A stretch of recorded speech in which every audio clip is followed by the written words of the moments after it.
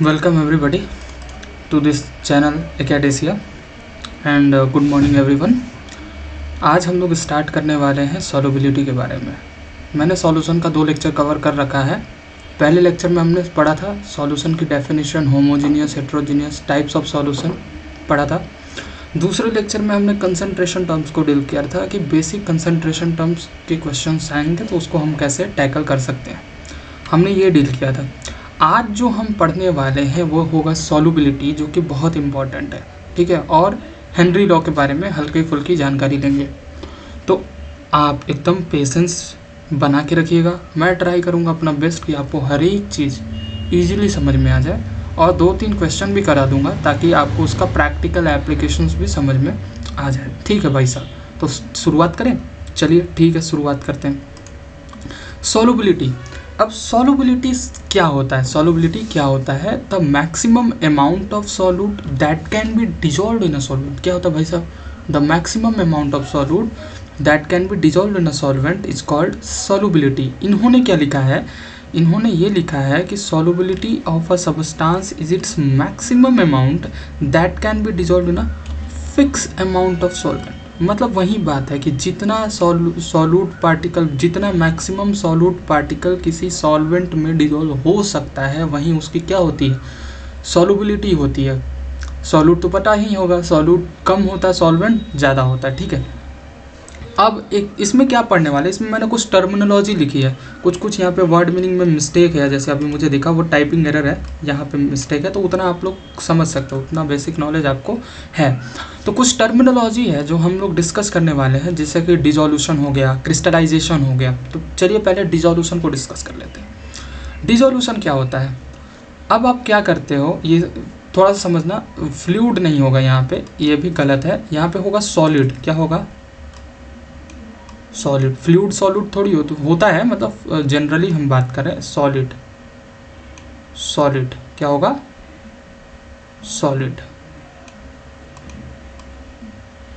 अब सुनिएगा ध्यान से।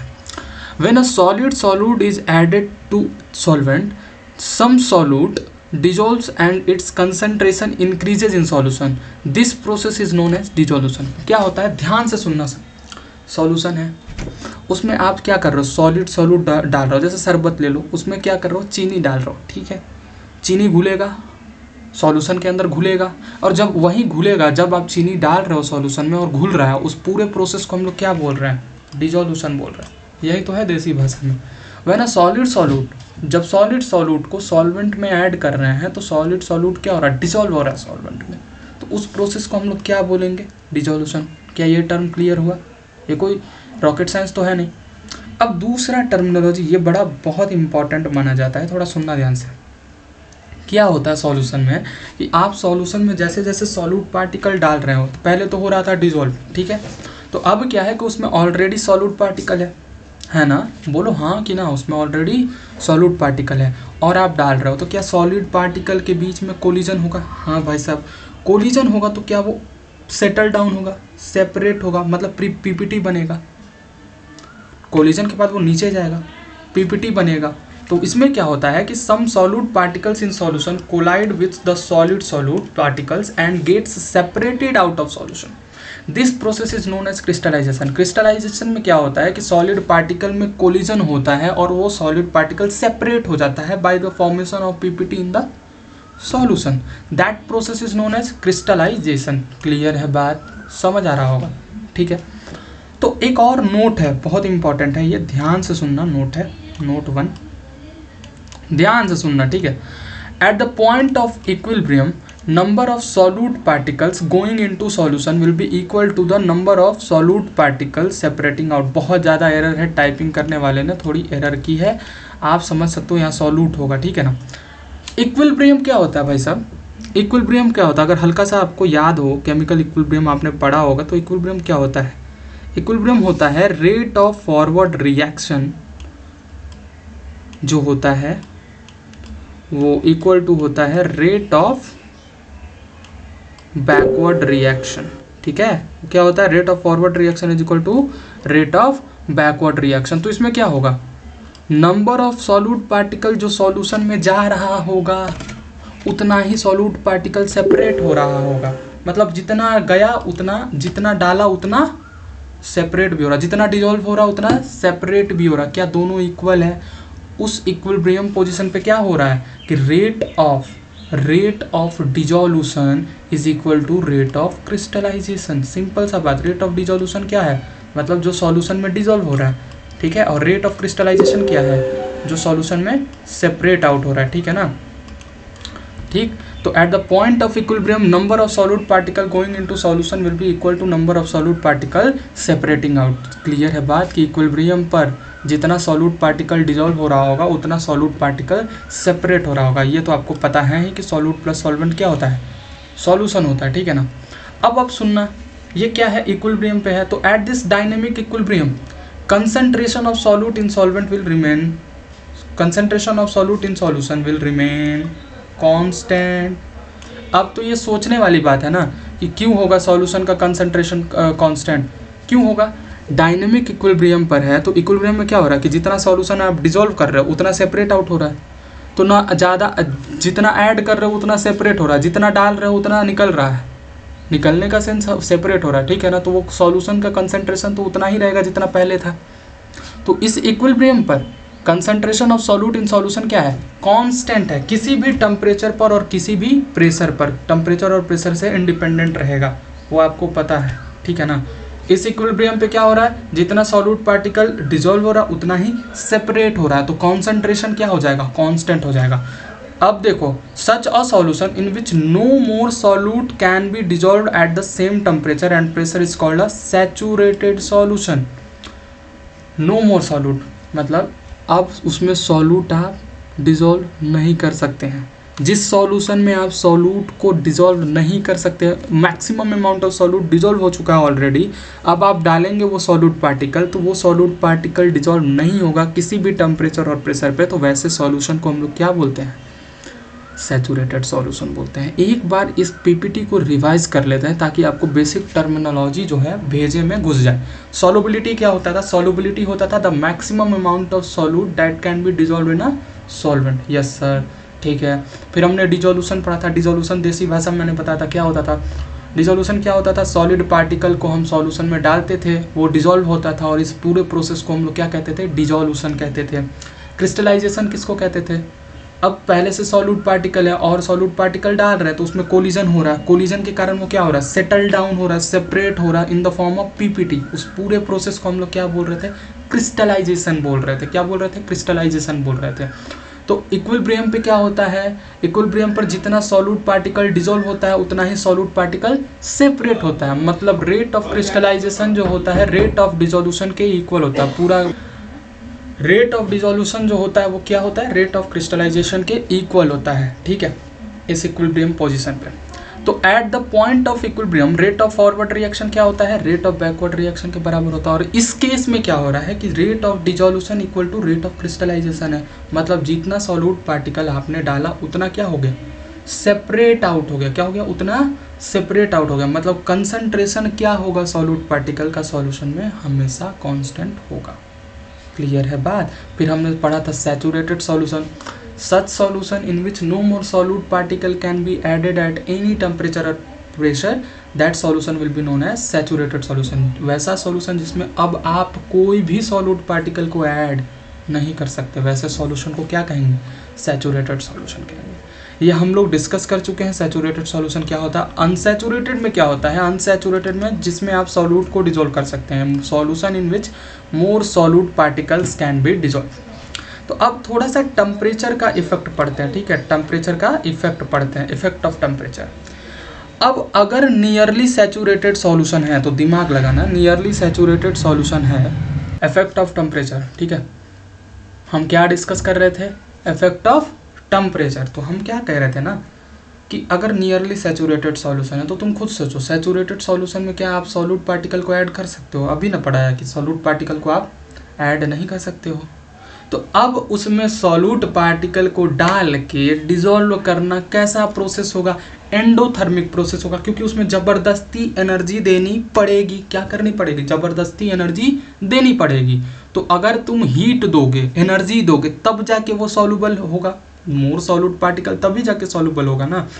तो अगर आप टेम्परेचर को बढ़ा रहे हो, मतलब आप हीट दे रहे हो, एनर्जी दे रहे हो, तो सॉल्युबिलिटी बढ़ेगी, क्योंकि ज़बरदस्ती उसको सॉल्युबल करना पड़ेगा। सैचुरेटेड सॉल्यूशन में आप no more solute particle can be added into solution. तो सॉल्युबल बनाने के लिए आपको टेम्परेचर क्या करना पड़ेगा, बढ़ाना पड़ेगा, हीट देनी पड़ेगी। और जैसे कि अनसैचुरेटेड होता है तो उसमें तो सॉल्यूट पार्टिकल क्या होगा, डिजॉल्व हो सकता है। तो उसमें क्या होगा, अगर तुम एक्जोथर्मिक प्रोसेस होगा, और एक्जोथर्मिक में अगर टेम्परेचर बढ़ाते हो तो सॉल्युबिलिटी क्या हो जाएगा, घट जाएगा। अब इसका कारण होता है ली चैटलियर प्रिंसिपल। क्या होता है, ली चैटलियर प्रिंसिपल। स्पेलिंग लिखने में हमको LEC प्रिंसिपल हम लिख देते हैं। ये क्या कहता है, मैं बेसिक में बताता हूँ, जो होना चाहे उसको होने मत दो। एक्जोथर्मिक में इजीली डिजोल्व हो रहा है, टेम्परेचर बढ़ाओगे तो और मतलब घटा देगा, ठीक है ना, समझ में आ रहा है। तो ये ली चैटलियर प्रिंसिपल के अकॉर्डिंग होता है। अब ए थर्ड टाइप ऑफ सॉल्यूशन जो होता है सुपर सैचुरेटेड सॉल्यूशन, ठीक है। ये क्या होता है, contains more solute than solvent, solute ज़्यादा प्रेजेंट होता है इन अ सैचुरेटेड सॉल्यूशन, ठीक है ना। और ये स्टेबल नहीं होता है, इसका कोई काम नहीं, इसको इग्नोर मारना, ठीक। तुम्हें मेन चीज़ देखना है सैचुरेटेड अनसैचुरेटेड टेम्परेचर का क्या इफेक्ट होगा। टेम्परेचर में सैचुरेटेड में और सॉल्यूट पार्टिकल आप ऐड नहीं कर सकते हो, नहीं ऐड कर सकते हो तो ज़बरदस्ती एनर्जी देनी पड़ेगी। ज़बरदस्ती एनर्जी देनी पड़ेगी तो हीट दोगे तो सॉल्युबिलिटी बढ़ जाएगी। और वहीं एक्जोथर्मिक होता तो अगर हीट दोगे तो सॉल्युबिलिटी घट जाएगी। ये ली चैटलियर प्रिंसिपल के अकॉर्डिंग होता है। आगे बढ़ जाते हैं, ये पढ़ लिया अनसैचुरेटेड सॉल्यूशन क्या होता है, ठीक। इफेक्ट ऑफ टेम्परेचर भी पढ़ लिया कि अगर ये सेम चीज़ लिखी हुई थी, ठीक है ना, मैंने बता दिया। आगे बढ़ते हैं। अब देखो factors affecting solubility of gas in liquid. क्या है, गैस इन लिक्विड। एक ये जो तुम पढ़ रहे थे, ये जो पढ़ रहे थे तुम, ये फैक्टर जो पढ़ रहे थे इफेक्ट ऑफ टेम्परेचर, वो है solubility of solid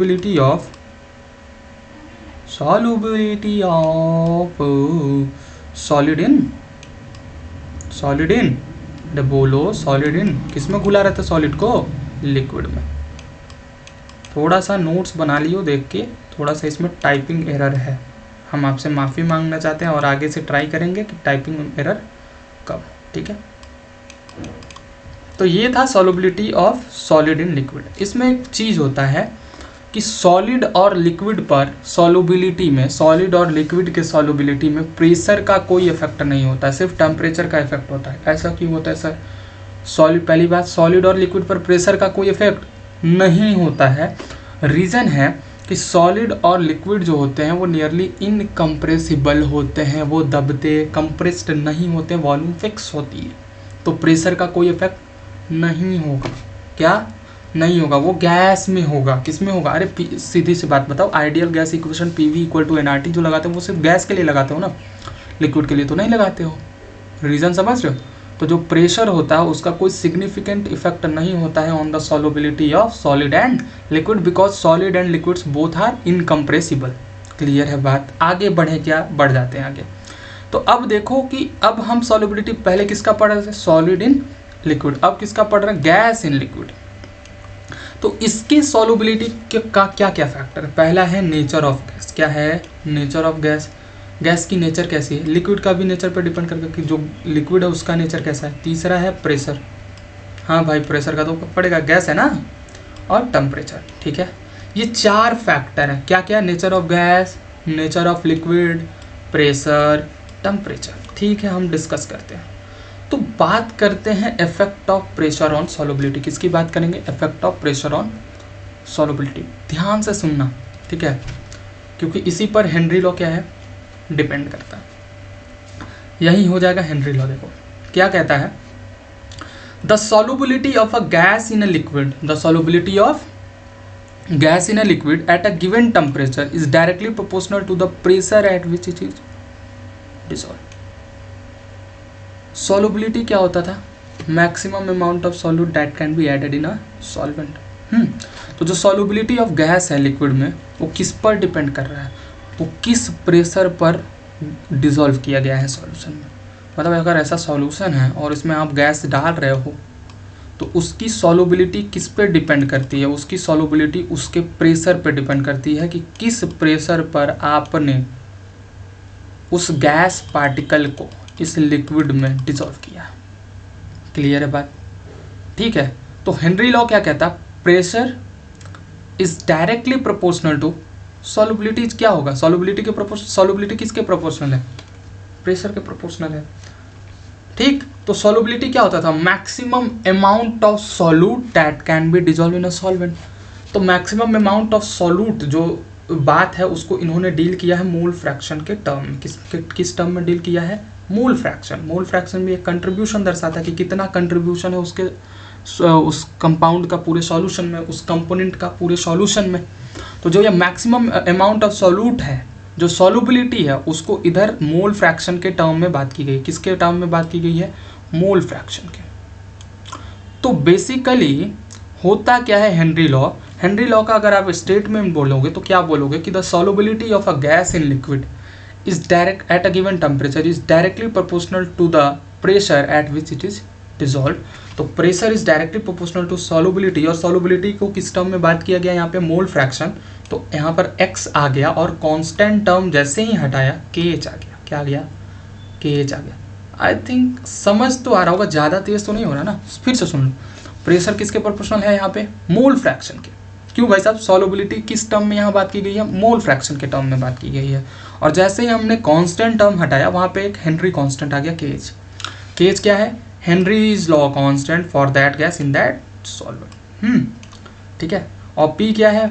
partial pressure ही होगा भाई साहब। P क्या है? जिस प्रेशर पर आपने गैस को क्या किया? डिसॉल्व किया। P is the partial pressure of the gas above the liquid. Mole x क्या? Mole fraction of a gas in a solution used to measure of its use as a measure of its solubility, जो कि मैं बता चुका हूँ। और ये चीज़ जो मुझे पहले लिखनी चाहिए वो अभी लिखा कि प्रेशर का कोई significant effect solubility of solid और लिक्विड में नहीं होता है, क्योंकि सॉलिड और लिक्विड क्या होता है? बोथ क्या होता है? इनकम्प्रेसिबल होता है। क्लियर है बात? तो अब थोड़ा सा देखो, अब इसमें खास क्या है? क्या आपको इसके बारे में पता है? प्रेशर के बारे में? हाँ सर। क्या आपको मोल फ्रैक्शन के बारे में पता? हाँ सर। क्या इसके बारे में जानने की इच्छा रखते हैं आप? तो अब हम आपकी इच्छा को पूर्ति करेंगे नेक्स्ट स्लाइड में। किस स्लाइड में? नेक्स्ट स्लाइड में हम ट्राई करेंगे कि आपको और चीज़ें बेहतरी से समझ में आ जाए। केज क्या होता है? हेनरी कांस्टेंट क्या होता है? KH is a function of the nature of a gas, means that different gases have different KH value. हम जब सॉल्युबिलिटी की बात कर रहे थे तो हम क्या बोले कि नेचर ऑफ गैस पे भी डिपेंड करता है। तो केज क्या दर्शा रहा है? केज दर्शा रहा है कांस्टेंट। ये कांस्टेंट अलग होगा, अलग गैस के लिए अलग अलग कांस्टेंट होगा, अलग अलग गैस के लिए अलग होगा, डिफरेंट होगा। तो क्या नेचर ऑफ गैस पे डिपेंड कर गया? क्योंकि डिफरेंट गैस की डिफरेंट केच वैल्यू, जब डिफरेंट केच वैल्यू तो क्या सॉल्युबिलिटी भी डिफरेंट होगी। क्यों भाई साहब? P इज इक्वल टू केच अपॉन केच इंटू एक्स। तो x क्या होएगा? x सॉल्युबिलिटी के टर्म में बात करें, P अपॉन केच। क्या सॉल्युबिलिटी केच पे डिपेंड कर रही है? हाँ सर, डिपेंड कर रही है। केच बढ़ेगा तो सॉल्युबिलिटी क्या होएगी? बोलो बोलो, घट जाएगी। तो डिफरेंट गैस का डिफरेंट केच वैल्यू होगा, तो डिफरेंट गैस का डिफरेंट केच वैल्यू होगा, इसलिए सॉल्युबिलिटी किस चीज़ पे डिपेंड कर रही है? नेचर ऑफ गैस पर भी डिपेंड कर रही है। हाइयर द वैल्यू ऑफ केच लोअर द सॉल्युबिलिटी। दिखा दिया मैंने, देख लो। केच की जितनी वैल्यू डेनोमिनेटर में है, डेनोमिनेटर बढ़ता है तो पूरा क्वांटिटी घटता है, तो ये क्वांटिटी घट जाएगी, क्योंकि केच क्या है? यूनिवर्सली प्रोपोर्शनल है एक्स के। और अगर यूनिट निकाला जाए केच का, किसका? केच का, तो वो क्या आता है? एटीएम या टॉर। यूनिट ऑफ केच जो होता है वो यूनिट ऑफ प्रेशर के बराबर होता है, एटीएम पर टॉर। कैसे भाई साहब? खुद सोचो कैसे। केच क्या होगा? P upon x. और x क्या होता है? यूनिटलेस, क्योंकि ये क्या होता है? रेशियो होता है ना, यूनिटलेस, यूनिटलेस। तो क्या KH की यूनिट वही होगी जो प्रेशर की यूनिट होगी? हाँ सर, KH की यूनिट वही होगी जो प्रेशर की होगी। तो क्या एटीएम या टॉर्क के बराबर आ जाएगा? अब थोड़ा इस ग्राफ को समझाइए भाई साहब। ये ग्राफ बना चुके हैं तो कुछ नहीं, ये ग्राफ किसके किसके बीच का है? मोल फ्रैक्शन ऑफ HCl या कुछ भी मानो, मोल फ्रैक्शन और ये पार्शियल प्रेशर के बीच में। तो रिलेशन क्या कहता है? P is equal to K H into x कहता है। तो ये क्या है, y है, ये क्या है, y है, ये क्या है, स्लोप है, और ये क्या है, x है। तो क्या y equal to m x वाला कर्व बनेगा, straight line passing through origin. Sorry मेरा दिखने गलती दिख गया, आपको दिख रहा होगा graph, y is equal to m x type graph बना। हाँ सर, तो स्लोप क्या है यहाँ पे बताइए, इसमें स्लोप जो होगा टैन थीटा जो होगा, क्या टैन थीटा। अगर ये थीटा की मैं बात करूँ, इसमें पूछ सकता है इसीलिए मैं बता रहा हूँ, टैन थीटा क्या होगा, वो होगा के एच के बराबर। ठीक है, ऐसे सवाल आ जाएं कि आप मुझे बताएं 0.10 जब है, ठीक है, टैन थीटा निकालोगे तो आपको के एच आ जाएगा, सिंपल सा बात है। ठीक है ना, स्लोप किसके बराबर है, के एच के बराबर है। ठीक है, आई थिंक क्लियर हो गया कि क्या क्या है, कैसे टेम्परेचर पे डिपेंड कर रहा है, कैसे प्रेशर पे डिपेंड कर रहा है। ठीक है, टेम्परेचर बढ़ाने पे सॉल्युबिलिटी क्या हो रही थी, टेम्परेचर की तो बात ही नहीं की हम लोगों ने, नेचर ऑफ गैस की बात कर ली और प्रेशर की बात कर ली, यूनिट भी आपको समझ में आ गया होगा। अब एक बहुत इंपॉर्टेंट पॉइंट है, बहुत इंपॉर्टेंट पॉइंट है, बोर्ड के प्रोस्पेक्टिव से भी और स्टेटमेंट वाले क्वेश्चन भी बनेंगे। क्या है, केच जो होता है हेनरी कांस्टेंट, वो होता है प्रोपोर्शनल टू द टेम्परेचर। किसके प्रोपोर्शनल होता है भाई साहब, टेम्परेचर के प्रोपोर्शनल होता है। एक चीज़ आप समझ लो कैसे, K H P is equal to क्या होता था, K H into x. K H क्या होगा, पी बाई एक्स, और पी क्या होगा, P V is equal to n R T. P directly proportional होता है, ठीक है। तो क्या के एच प्रोपोर्शनल होगा टेम्परेचर के, समझ में आ गया, के एच टेम्परेचर के प्रोपोर्शनल होगा। तो टेम्परेचर बढ़ेगा तो के एच, बोलो बोलो, के एच क्या होगा, बढ़ेगा ना, के एच क्या होगा, बढ़ेगा। और के एच बढ़ेगा तो मोल फ्रैक्शन घटेगा, क्यों, ये देखो ना, इनवर्सली प्रोपोर्शनल। तो क्या हम बोल सकते हैं कि टेम्परेचर भी मोल फ्रैक्शन के इनवर्सली प्रोपोर्शनल, क्योंकि के एच डायरेक्टली प्रोपोर्शनल है, समझना पड़ेगा। के एच किसके प्रोपोर्शनल है, डायरेक्टली प्रोपोर्शनल है, ठीक है, और इनवर्सली प्रोपोर्शनल है 1/x के। तो टेम्परेचर क्या हो जाएगा, टेम्परेचर भी तो इनवर्सली प्रोपोर्शनल होगा 1/x के, मतलब के एच बढ़ाओगे, टेम्परेचर बढ़ाओगे तो के एच बढ़ेगा और मोल फ्रैक्शन घट जाएगा। तो सिंपल सा बात है कि solubility of a gas increases with decrease of temperature. हाँ सर, अगर टेम्परेचर घटाया तो के एच घटेगा, और के एच घटने का मतलब एक्स बढ़ा, क्योंकि डिनोमिनेटर बढ़ेगा तभी तो क्वांटिटी बढ़ेगी ना। और एक्स क्या है, सॉल्युबिलिटी के टर्म में बात कर रहे हैं, तो एक्स बढ़ेगा तो सॉल्युबिलिटी, बहुत क्रिटिकल है, हो सकता है ना समझ में आए, सॉल्युबिलिटी क्या होगा, बढ़ जाएगा। फिर से सुनना, के एच क्या है, टेम्परेचर के प्रोपोर्शनल है, और इनवर्सली प्रोपोर्शनल किसके, मोल फ्रैक्शन के। तो क्या अगर टेम्परेचर घटाओगे तो के एच घटेगा, हाँ, क्योंकि डायरेक्टली प्रोपोर्शनल। जब के एच घटेगा तो क्या मोल फ्रैक्शन बढ़ेगा, क्योंकि इनवर्सली प्रोपोर्शनल है। ये घटने का मतलब क्या है, बढ़ेगा। और मोल फ्रैक्शन बढ़ने का मतलब क्या है, एक्स क्या था, मोल फ्रैक्शन, और यही सॉल्युबिलिटी था, यही क्या था, सॉल्युबिलिटी था।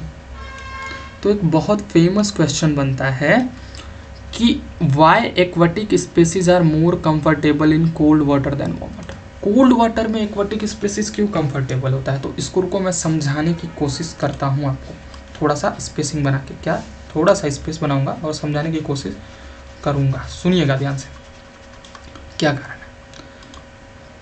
पहले तो इसको हाईलाइट कर लेते हैं कि aquatic species are more comfortable in cold water than warm water. इसमें मैंने कविता बनाई थी, मछली जल की रानी है, जीवन उसका ठंडा पानी है। ठीक है, अब सुनना ध्यान से कि कोल्ड वाटर में ये क्यों कंफर्टेबल रहता है। कोल्ड वाटर का मतलब क्या है, टेम्परेचर ज़्यादा होगा या कम, ठंडा में टेम्परेचर ज़्यादा होगा या कम, अबे बोलो ना, कम होगा सर। केज बताओ, केज केज केज क्या होता है, डायरेक्टली प्रोपोर्शनल होता है टेम्परेचर के। तो केज भी क्या होगा, क्या कम होगा, यहाँ पे लिखता हूँ ताकि दिखे आपको। केज क्या होता है, डायरेक्टली प्रोपोर्शनल होता है, ठीक है। तो क्या टेम्परेचर घट रहा है क्योंकि कोल्ड वाटर है, कोल्ड वाटर में टेम्परेचर घटेगा तो KH भी घटेगा। अब KH क्या होता है, इनवर्सली प्रोपोर्शनल होता है मोल फ्रैक्शन के। तो जब KH घटा तो क्या इसको बढ़ना पड़ेगा, और जब ये बढ़ेगा तो सॉल्युबिलिटी क्या होगा, सॉल्युबिलिटी भी बढ़ेगा। तो अब सुनना, पूरा मैं समराइज करता हूँ कि कोल्ड वाटर में क्या होता है। अब मछली को भी चाहिए ऑक्सीजन, H2O में ऑक्सीजन होगा ना वाटर में। तो ऑक्सीजन की सॉल्युबिलिटी कोल्ड वाटर में ज़्यादा रहेगी या गर्म वाटर में। तो हमने देख लिया कि टेम्परेचर कम होगा तो सॉल्युबिलिटी ज़्यादा होगा।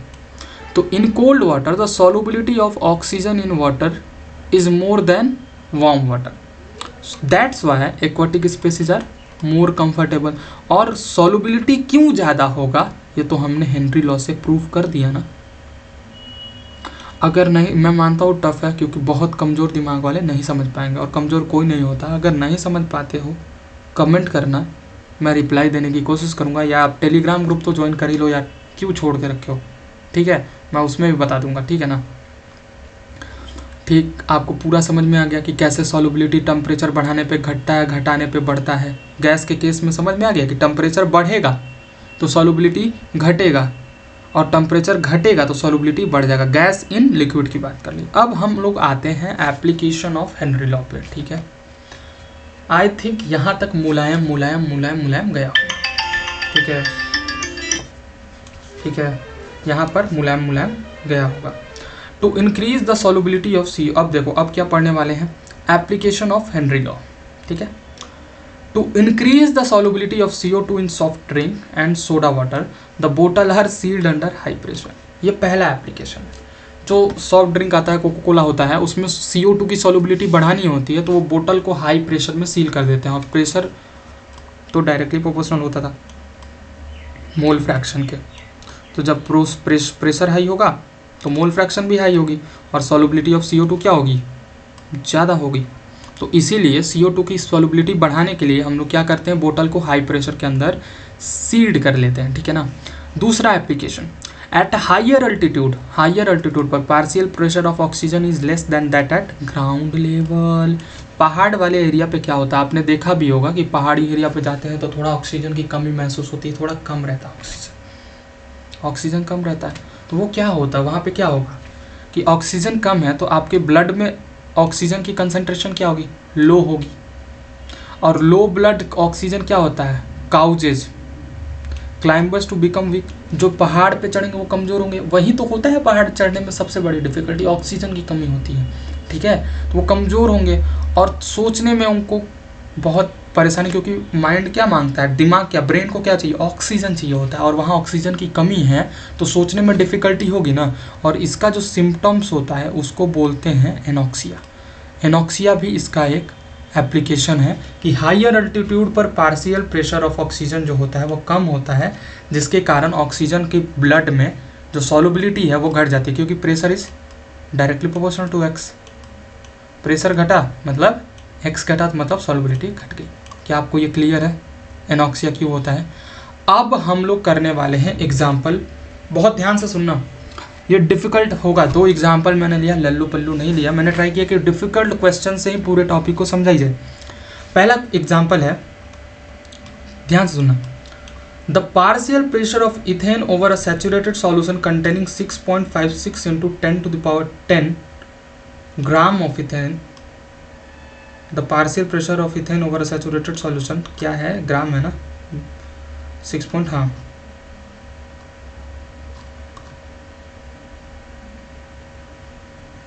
-2 ग्राम है, ठीक है। प्रिंटिंग मिस्टेक है, आप सॉल्यूशन से देख लेना, यहाँ -2 ग्राम ऑफ इथेन है वो, ठीक है ना। इफ सॉल्यूशन कंटेन, ये भी मैं प्रिंटिंग मिस्टेक मिला लेता हूँ, -2 है, इन्होंने गड़बड़ कर दी प्रिंटिंग में बहुत ज़्यादा, यहाँ -2 है। फिर से सुना, the partial pressure of ethane जो है, जिसमें इथेन की मात्रा है 6.56 × 10⁻² ग्राम, उसका पार्शियल प्रेशर है 2 बार। अगर सॉल्यूशन में 5 × 10⁻10⁻² ग्राम इथेन होता है तो आपका पार्शियल प्रेशर गैस क्या होगा। इस सवाल का थीम समझो। पहले हमें कैसे क्लिक करेगा कि ये हेनरी लॉ का सवाल है, हेनरी लॉ का सवाल है, हमें कैसे क्लिक करेगा। इसमें पूछा क्या है, पार्शियल प्रेशर पूछा है पहली बात तो। और सुनना, हेनरी लॉ कहाँ लगता है? Gases in liquid. कहाँ लगता है? Gases in liquid. ठीक है, तो क्या इथेन गैस है? इथेन क्या है? हाइड्रोकार्बन गैस ही तो होता है ना। इथेन गैस इन लिक्विड है ना। तो गैस इन लिक्विड देख के ही कौन सा लॉ? Henry law. और हेनरी लॉ का क्या एक्सप्रेशन होता है? P equal to K H into x. अब ध्यान से सुनना, इस सवाल का खास बात क्या है। एक्स होता था मोल फ्रैक्शन। मैं थीम बताता हूँ, पहले सॉल्यूशन नहीं दिखाऊंगा पहली बार, लेकिन यहाँ पर आपको मास दिया हुआ है इथेन का। पहले के एच तो फिक्स होगा। क्यों फिक्स होगा? क्योंकि दोनों टाइम गैस क्या है? सेम है ना। इथेन यहाँ भी है और इथेन, बस अमाउंट का फ़र्क है, और गैस का नेचर सेम होगा तो के एच भी क्या होगा? सेम होगा। तो के एच तो सेम होगा, तो पहले वाले से के एच अगर निकल जाएगा तो दूसरे वाले में पुट करके हम क्या पार्शियल प्रेशर निकाल सकते हैं। लेकिन लेकिन लेकिन लेकिन ये कहाँ, क्या यहाँ पर आपको मोल फ्रैक्शन दिया है? नहीं। लेकिन आप समझदार हो, क्या मोल फ्रैक्शन डायरेक्टली प्रोपोर्शनल होता है एन के, मोल के, मोल ऑफ अ सॉल्यूट। और मोल ऑफ अ सॉल्यूट क्या डायरेक्टली प्रोपोर्शनल होता है मास ऑफ सॉल्यूट? सोचो, given mass upon molar mass, तो क्या ये डायरेक्टली, तो क्या हम ऐसा लिख सकते हैं कि प्रेशर जो होगा वो डायरेक्टली प्रोपोर्शनल होगा partial pressure mass of solute के? तो क्या हम ये इक्वेशन भी लिख सकते हैं, pressure is equal to K H into mass of solute? तो क्या हम मोल फ्रैक्शन को डायरेक्टली मास से रिप्लेस कर सकते हैं? यही इसकी की पॉइंट थी। बहुत अच्छा सवाल है ये, बहुत अच्छा सवाल, दोबारा कर लेना। क्या मोल फ्रैक्शन मोल के डायरेक्टली प्रोपोर्शनल होगा? हाँ सर, मोल क्या होता है बेटा? Given mass upon molar mass होता है। तो क्या मोल मास के डायरेक्टली प्रोपोर्शनल होगा? तो क्या प्रेशर जो होगा, पार्शियल प्रेशर को मैं ऐसे लिख सकता हूँ कि partial pressure is directly proportional to mass of solute? तो हटा के कांस्टेंट क्या मैं लगा सकता हूँ के एच इंटू एम एस? यही तो किया है। देखो समझो, सुनना, देखो मास ऑफ इथेन क्या है? डायरेक्टली प्रोपोर्शनल है अकॉर्डिंग टू हेनरी लॉ, मैंने निकाल दिया पार्शियल प्रेशर के। तो मास ऑफ इथेन के H into partial pressure of liquid जो इथेन है, ठीक है, पहला केस में। तो मास ऑफ इथेन कितना था पहले वाले में? पहला केस देखो, यहाँ सवाल देखो, सवाल दूसरे स्लाइड में, पहले बार में 6.56 इंटू 10⁻² ग्राम था और दूसरे केस में 5 इंटू 10⁻² ग्राम था। तो के एच तो फिक्स रहेगा, तो इसलिए के एच निकाल लो। तो 6.56 into 10⁻² gram is equal to K H into 1 bar pressure दे रखा है। तो के एच कितना आ गया? 6.56 इंटू 10⁻² ग्राम अपॉन बार आ गया। क्या के एच आ गया? अब क्या के एच फिक्स है? क्या जो के एच यही है इथेन के लिए हमेशा यही रहेगी इस सवाल के लिए? हाँ, क्योंकि इथेन ही है पूरे सवाल में। ठीक है, तो अब क्या किया, मास को बदल दिया। मास को कितना कर दिया था बाबू? मास को कर दिया था 5 इंटू 10⁻² ग्राम कर दिया था ना। तो m2 equal to K H into P2 partial pressure हमको निकालना है। क्या के एच बदलेगा? नहीं। और m2 क्या है? 5 इंटू 10⁻² ग्राम, और हमने यहाँ पर क्या कर दिया, के एच को पुट कर दिया। तो क्या हमें फाइनली आंसर मिल गया 0.762 बार। समझ में आया बात? कुछ नहीं किया था यहाँ पे। पहले तो हमने ये रिलेशन इस्टेब्लिश करना बहुत बड़ा, इसमें सबसे बढ़िया स्टेप यही है कि आप ये रिलेशन इस्टेब्लिश करना सीखें। और ये टाइप जेन्युइन टाइप का सवाल है, ठीक है। इस टाइप के जितने भी सवाल आएंगे मास वाले ऐसे ही होंगे कि आप ये रिलेशन भी याद कर सकते हो कि प्रेशर जो होगा, पार्शियल प्रेशर जो होगा, कि मतलब m जो होगा मास के डायरेक्टली प्रोपोर्शनल होगा पार्शियल प्रेशर। तो तुम क्या लिख सकते हो, m is equal to pH into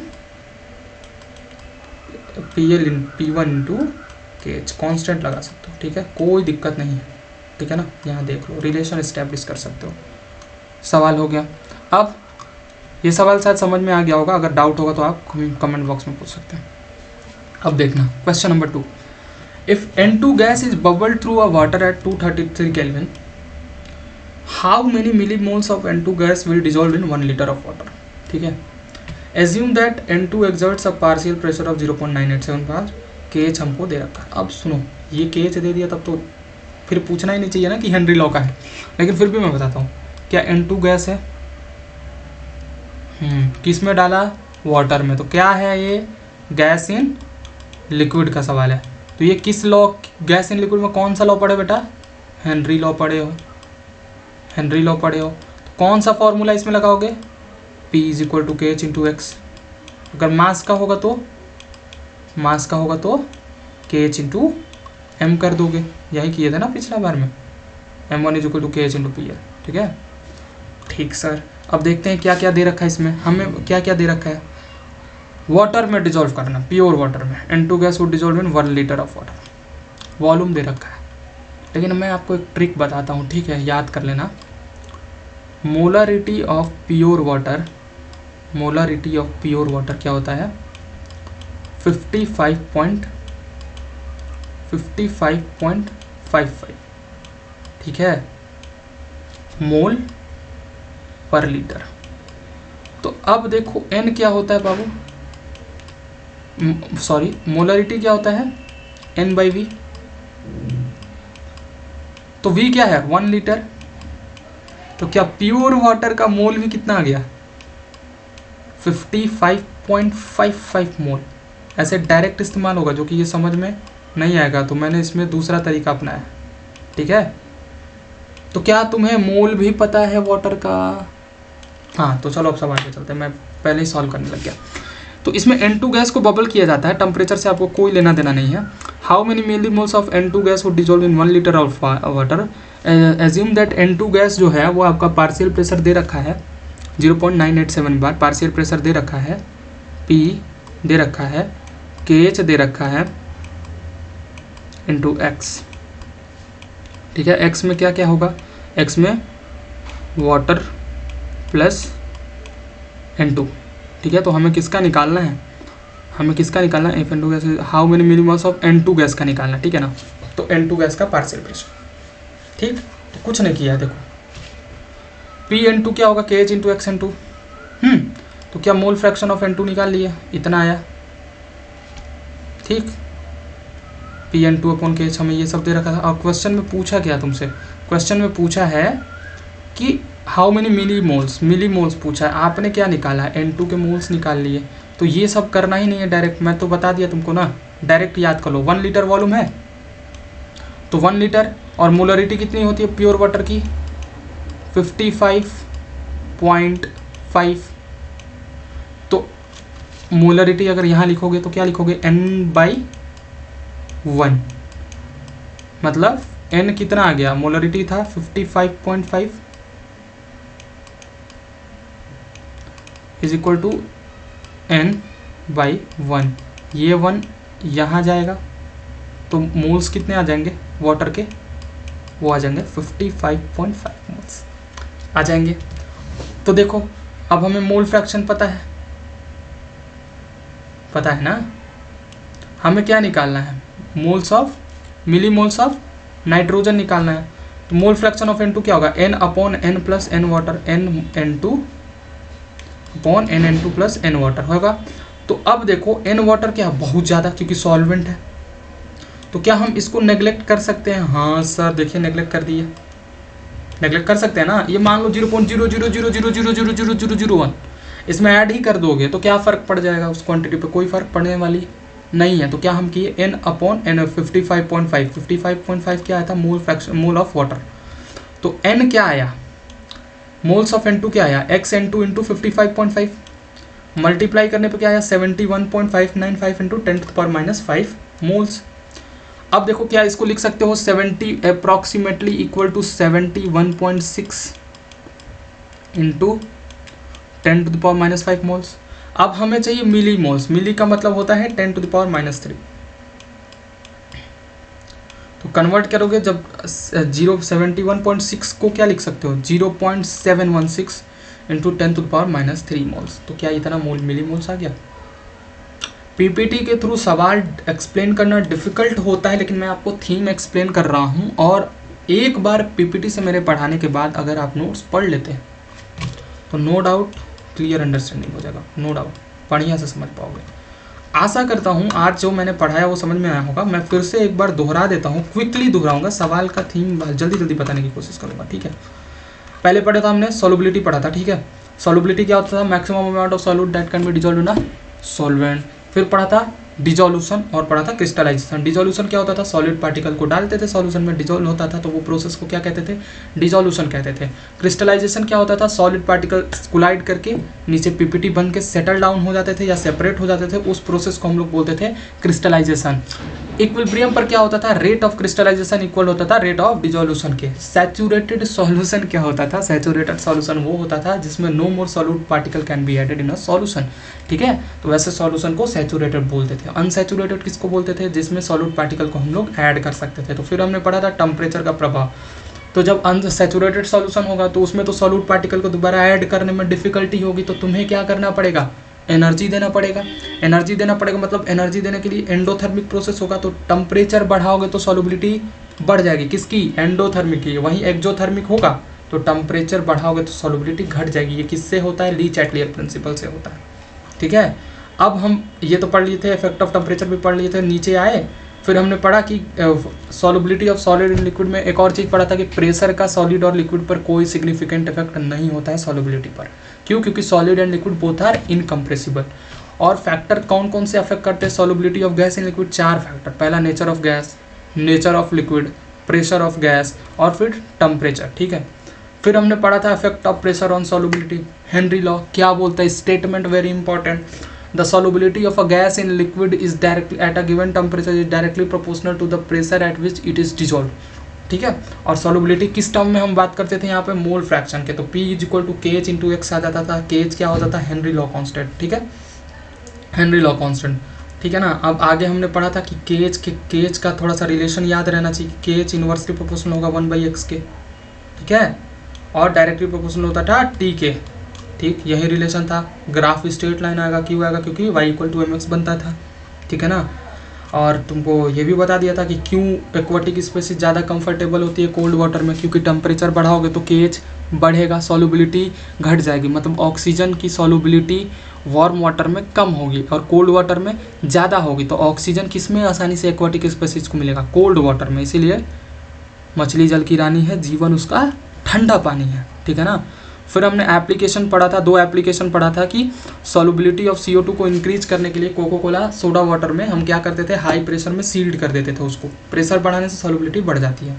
फिर हमने पढ़ा था कि पहाड़ पर हाई अल्टीट्यूड पर ऑक्सीजन की मात्रा कम होती है, इसीलिए प्रेशर कम होती है। तो प्रेशर कम होने के कारण solubility of oxygen in blood कम होती है, जिससे कारण क्लाइंबर वीक होते हैं और उनके ब्रेन को प्रॉपर ऑक्सीजन नहीं मिल पाता है, तो सोचने में भी डिफ़िकल्टी होती है। और इसका एक सिम्टम होता है जिसको हम लोग एनॉक्सिया बोलते हैं, ठीक है।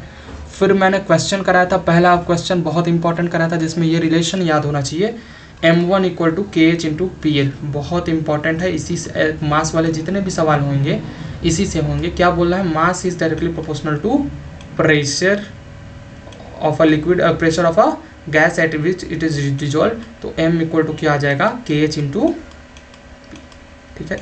इस रिलेशन को अप्लाई करोगे तो ये क्वेश्चन आ जाएगा। और दूसरा में क्या था, दूसरा में मैंने फंडा बताया था कि मोलरिटी ऑफ प्योर वाटर याद कर लेना, 55.5 होता है, 55.5 होता है। तो 1 लीटर का अगर पानी है, 1 लीटर H2 है, तो उसका मोल्स डायरेक्टली तुमको आना चाहिए 55.5। 1 लीटर पानी का मोल कितना होगा बॉस, 55.5। बोलते जाओ, 1 लीटर प्योर वाटर का मोल कितना होगा, 55.5। रट लो, 1 लीटर वाटर का प्योर मोल कितना होगा, 55.5। इस सवाल को फॉर्मूला लगा के कर लिया। आशा करते हैं ये लेक्चर आपको समझ में आया होगा। नेक्स्ट पार्ट में मैं रॉल्स लॉ को डील करूँगा, बहुत इंपॉर्टेंट है। इस PPT को पढ़ना ना भूलें और पूरी जान लगा दें इसको पढ़ने में, ठीक है ना, ताकि हर एक चीज़ आपको समझ आ जाए।